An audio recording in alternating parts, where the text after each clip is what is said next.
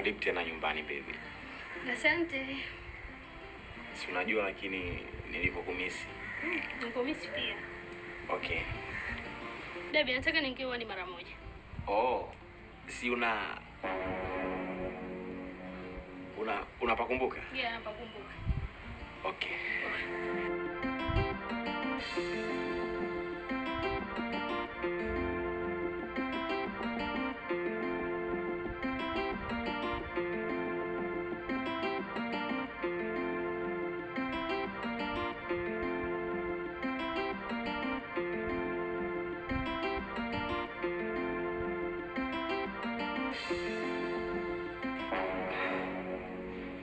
Mama, samani. Na ugeni kidogo undani.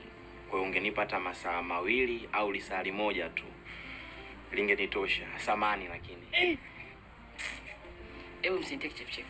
Nendeni loji. Allah. Sawa? Hapa sio kufanya wao maasi yenu. Loji.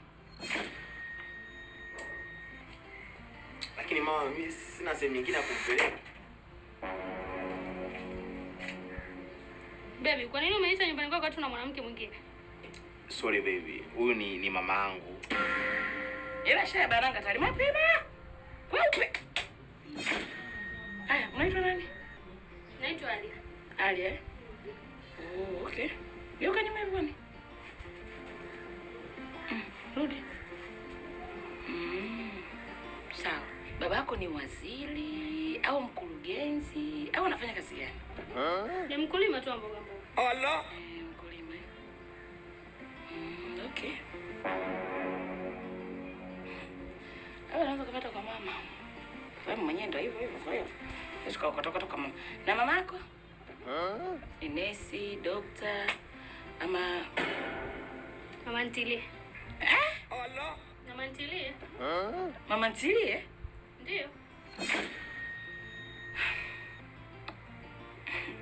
Kazi yangu ya zamani hiyo.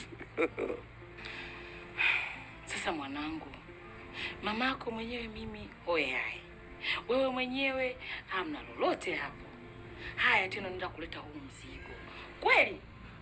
Lakini mama, hayo mambo ya kupangiana wanawake walikuwa ni zamani, sio saa hizi. Sio na kupangia maisha. Saa hizi wewe nimekuzaa, handsome, una kila kitu, una kila vigezo.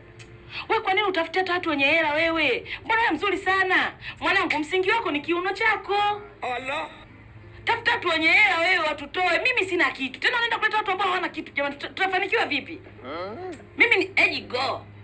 Yaani nishaenda. Yaani hapa nishapoteza kila kitu. Basi nakutegemea wewe. Na wewe nao unaenda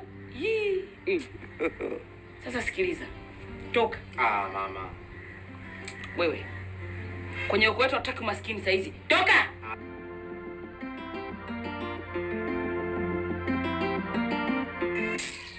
Yaani